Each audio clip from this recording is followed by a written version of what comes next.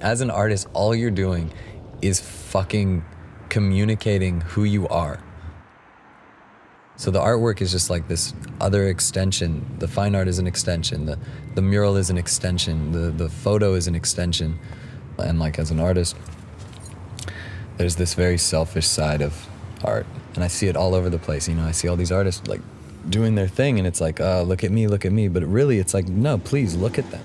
It's this selfish act, but it's one of the few that I think is very selfless as well.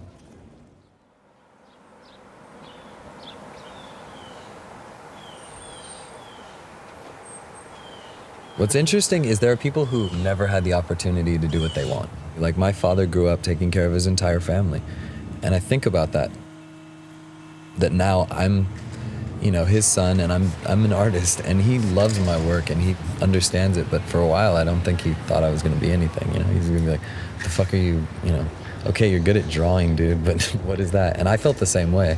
I was just good at that. And so I kept doing it and I got better. And then I was like, oh shit, this is who I am. I'm a professional.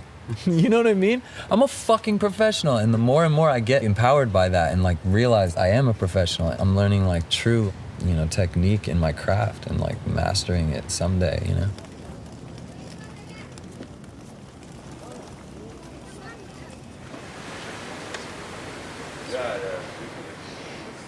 Oh my God.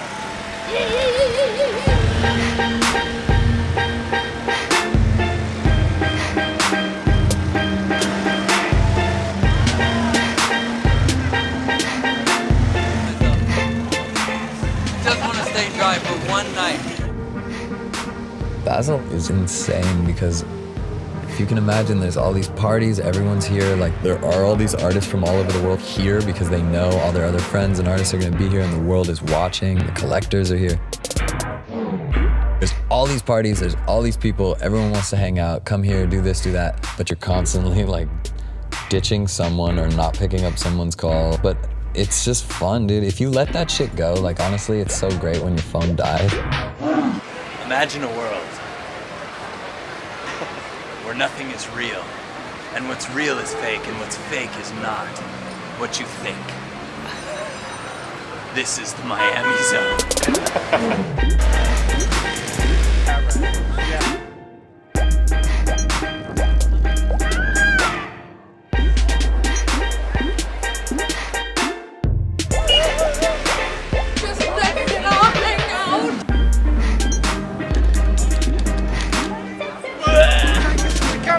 That's where we're going.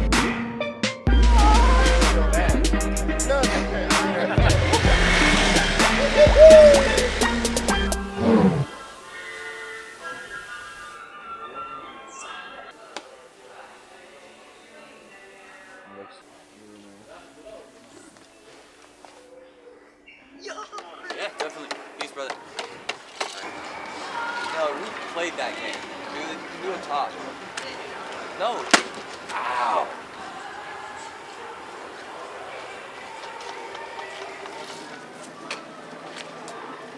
I mean, I've been to a few sort of big painting events around the world now, and this one's like gigantic. It's ridiculously overwhelming. It's like beautiful and it's fucking scary as shit at the same time. The reason I came was basically to see my family. Seeing these artists, you know, sometimes you only see them once a year, and I kind of consider them literally my family. I basically wouldn't miss this for the world. Like, it's the craziest concentration of street and graffiti art in the world. Some of the best people in the world are all painting here at the same time, you know. I remember when I was a kid and I would see art in magazines, or I'd see like walls, old graffiti train like magazines, anything I could get my hands on, but you'd have to like find it, you know. This way, these kids are just being exposed to it like right off the bat while they're eating lunch and changing periods, man. I think it's beautiful. This school, you know, which is government property, for them to allow, you know, international artists to paint it is probably one of the coolest things I've seen. I just remember thinking like, how cool it would be to be a kid in that school. How dumb does this face look? Like, imagine how inspired you'd be. That's the main thing about this project is there has never been an integration of what's happened in Wynwood and the people who live here. Like the kids who come here, they have no choice. This is their area. This is not just Basel, this is forever. If you're looking at art and the art world and like what people are doing artistically, I think there's a huge change due to technology. You know, that's number one. Because of technology, art has gotten so fucking crazy. For me, it changed everything. This is the reason I'm here, because if not, for sure the people from Wynwood, they will know about me. I think of things in internet years now. And our culture is so based on visual imagery, and especially in the internet age, it's just completely sped that up.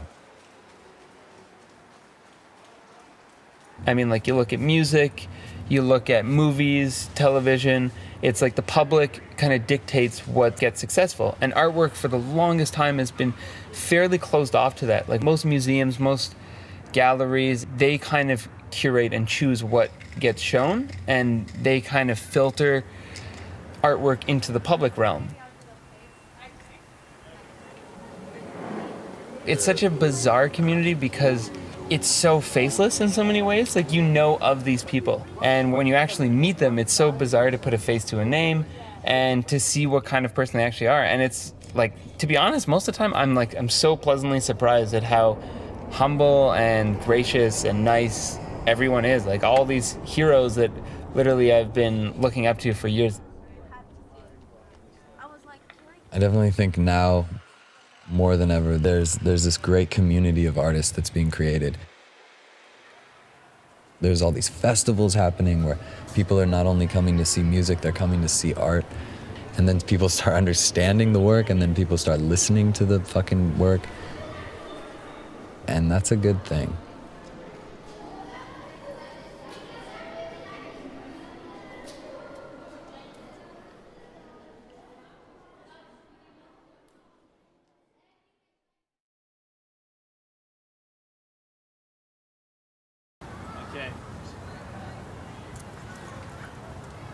When you guys first approached me with this idea, obviously my first thinking was how sort of uneventful and sort of boring and slightly sort of depressing to the outside world my life would be.